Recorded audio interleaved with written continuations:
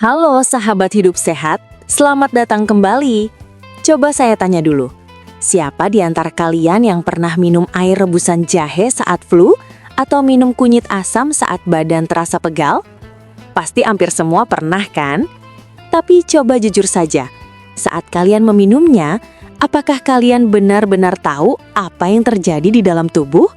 Apakah jahe itu langsung mematikan virusnya?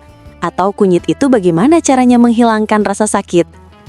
Tahukah kalian, menurut studi terbaru dari Universitas Kesehatan Nasional yang melibatkan 5.000 orang dewasa di Indonesia, angkanya sangat mengejutkan. Lebih dari 70% orang rutin menggunakan herbal, tapi hanya 20% yang benar-benar paham cara kerjanya. Bayangkan, kalian memasukkan sesuatu ke dalam tubuh setiap hari, tapi tidak tahu bagaimana ia bekerja. Itu sama saja seperti mengendarai mobil, tapi tidak tahu fungsi rem dan gasnya. Berbahaya bukan? Banyak orang akhirnya salah dosis, salah campur obat, dan malah sakit parah. Nah, hari ini bersama saya Dr. Sinta, kita akan bedah tuntas bagaimana sebenarnya herbal bekerja di dalam tubuh kita. Kita akan kupas sainsnya, kita hancurkan mitosnya, dan saya akan berikan panduan aman agar kalian bisa dapat manfaat maksimal tanpa resiko. Sebelum kita masuk ke dunia herbal, mari kita bayangkan tubuh kita ini seperti sebuah kota besar yang sangat canggih.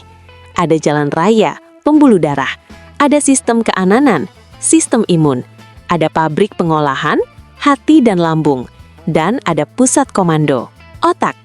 Semuanya berjalan sinkron 24 jam non-stop.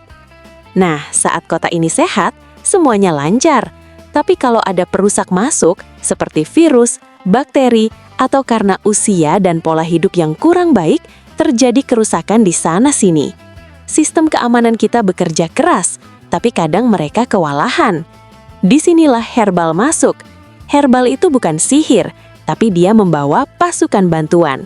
Di dalam setiap daun, akar, atau buah herbal, ada senyawa-senyawa kecil yang kita sebut senyawa bioaktif. Bayangkan, senyawa ini seperti tim ahli khusus.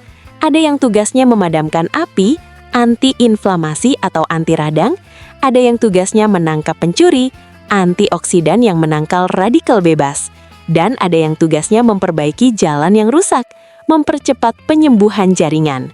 Jadi, herbal bekerja dengan cara membantu kota tubuh kita memperbaiki diri sendiri, memperkuat sistem pertahanan, dan mengembalikan keseimbangan yang hilang.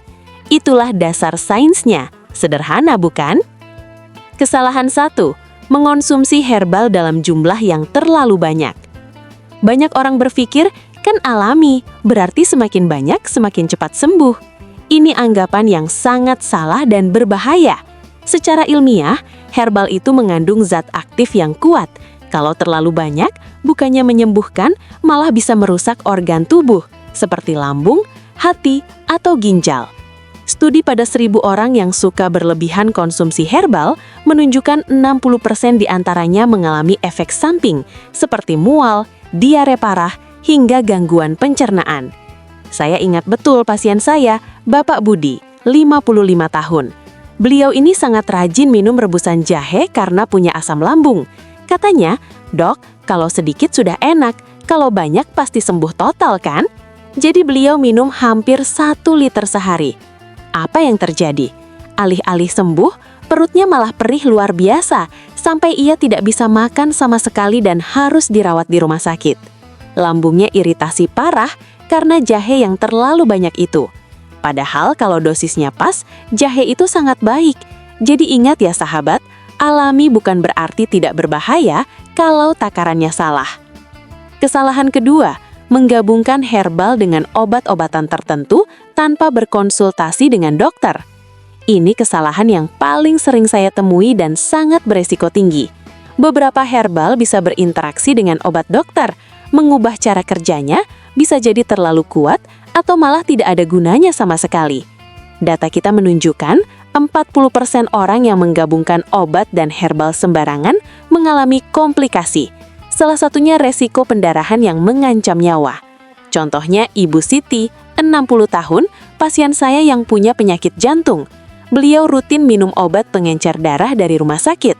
Tapi karena dengar teman bilang ginkgo biloba bagus untuk peredaran darah, beliau beli dan minum sendiri tanpa bilang ke saya. Nah, ginkgo ini sifatnya juga mengencerkan darah. Kalau digabung dengan obat pengencer darah dokter, efeknya jadi double, sangat kuat. Akibatnya apa? Ibu Siti mengalami pendarahan di otak dan harus dilarikan ke UGD. Untungnya bisa tertolong, tapi ini pelajaran yang sangat mahal. Jangan pernah lakukan ini ya. Obat dan herbal bisa bekerja sama, tapi harus di bawah pengawasan dokter.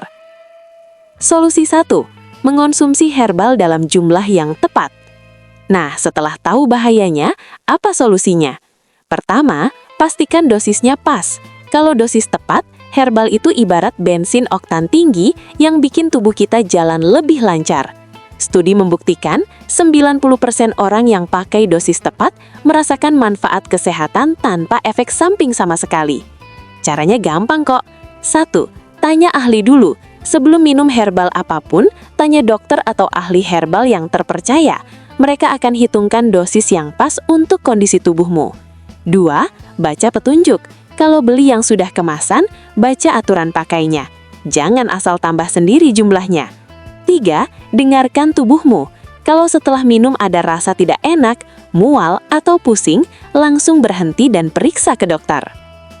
Solusi 3. Menggunakan herbal yang teruji keamanannya dan kualitasnya. Terakhir, pastikan herbal yang kamu pakai itu bersih dan teruji. Ingat studi tadi, 30% herbal di pasaran mengandung logam berat atau bakteri karena pengolahannya yang tidak higienis. Kamu tentu tidak mau mengobati penyakit, tapi malah memasukkan racun ke tubuhmu, bukan? Jadi, lakukan langkah ini. 1. Beli di tempat terpercaya. Pilih toko atau apotik yang sudah jelas izinnya. Jangan beli herbal yang dijual sembarangan tanpa label jelas. 2. Cek label izin. Pastikan ada nomor izin dari Badan Pengawas Obat dan Makanan atau lembaga berwenang lainnya di kemasannya. Itu tanda sudah dicek keamanannya. 3. Perhatikan kondisinya. Kalau herbalnya sudah berubah warna, berbau tidak sedap, atau ada jamurnya, langsung buang. Jangan sayang-sayang kalau sudah tidak layak pakai. Sahabat hidup sehat, hari ini kita sudah belajar banyak. Kita tahu bahwa herbal itu bukan sekedar tanaman biasa, tapi punya kekuatan ilmiah yang luar biasa untuk menyembuhkan dan menjaga kesehatan kita. Kita juga sudah tahu jebakan-jebakan yang harus dihindari dan cara pakai yang aman. Ingatlah ya, kesehatan itu adalah investasi terbaikmu. Menggunakan herbal dengan cerdas, berbasis ilmu bukan mitos, adalah salah satu cara terbaik menjaga investasi itu. Kamu tidak perlu takut menggunakan herbal, kamu hanya perlu menjadi konsumen yang cerdas. Mulai hari ini, yuk perhatikan apa yang masuk ke tubuhmu. Konsultasikan, perhatikan dosisnya, dan pastikan kualitasnya. Dengan begitu, kamu bisa menikmati manfaat penyembuhan alami ini dengan tenang dan bahagia. Saya, Dr. Sinta, selalu di sini untuk berbagi ilmu demi kesehatanmu yang lebih baik. Jangan lupa like, komen, dan subscribe supaya tidak ketinggalan video bermanfaat berikutnya. Sehat selalu, sampai jumpa!